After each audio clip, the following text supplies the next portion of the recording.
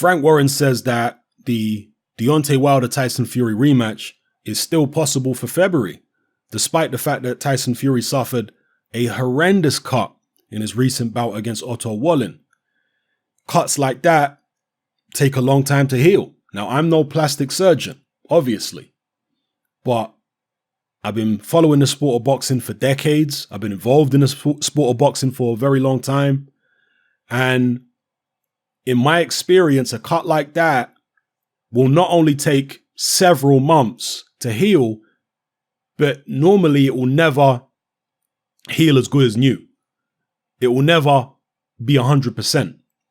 And you'll always be vulnerable to the scar tissue reopening.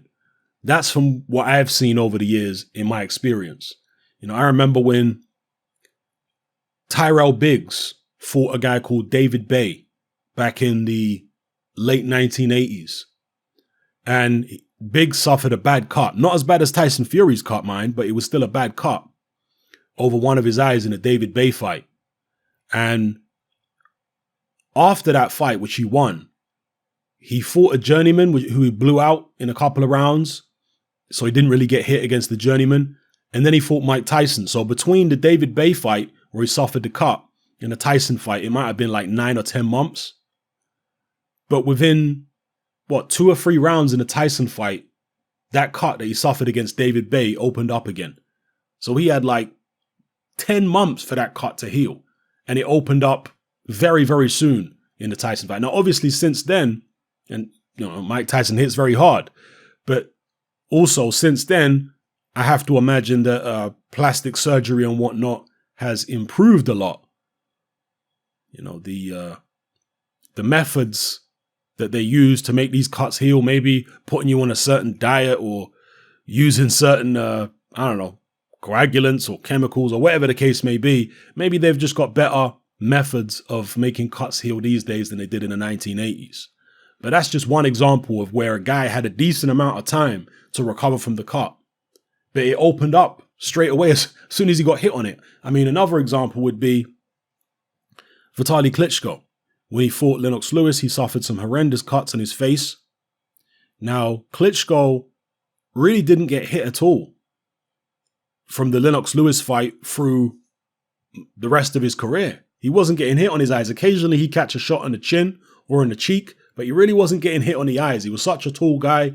Most of his opponents were much shorter than him, and Klitschko would lean back. I'm talking about Vitaly. He would lean back from punches. So if you did catch him, again, you tended to catch him on the chin or in the cheeks, very rarely on the eyes. But when he fought Kevin Johnson, and that must have been God knows how many years after he fought Lewis.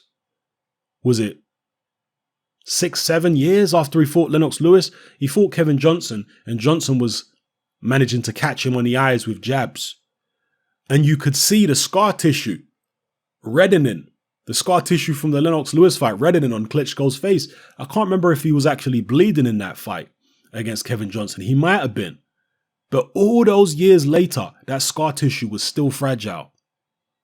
You know? So, from what I've seen in boxing, I have to imagine that that eye of Tyson Fury's will never be the same again. That right eye.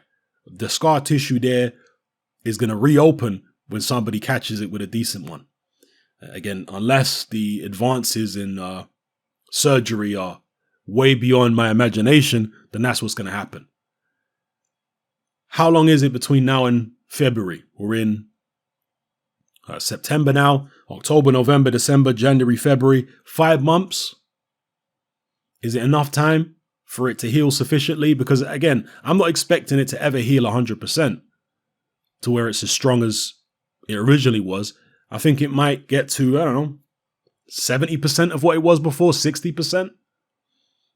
But will it get to that stage in just 5 months? Or will it need 10 months? Will it need a year to heal as much as it possibly can? Even though it will never be as good as new, to heal as much as it possibly can. How long does it need? I think 5 months is probably a bit ambitious. Frank Warren has to stay positive, obviously. But at the same time, he needs to be looking out for Tyson Fury's best interest. I hope that Tyson Fury doesn't get rushed into the Deontay Wilder rematch. And you have to imagine that that's what Wilder's people will be aiming to do. Boxing is a cutthroat, not only sport, but also a cutthroat business. So Wilder's team will be looking to get Tyson Fury in the ring ASAP. Not only because he looked vulnerable in that performance, but because he got cut. They don't want to give that cut adequate time to heal. They want to get him so Wilder can land a jab on that cut and open it right up. And that's what Deontay Wilder will be looking to do. So, yeah. We'll see what happens, people, but let me know what you think in the comment section below. I just want to see the best version, the healthiest version of Tyson Fury fight Deontay Wilder. I don't want to see a compromised Fury.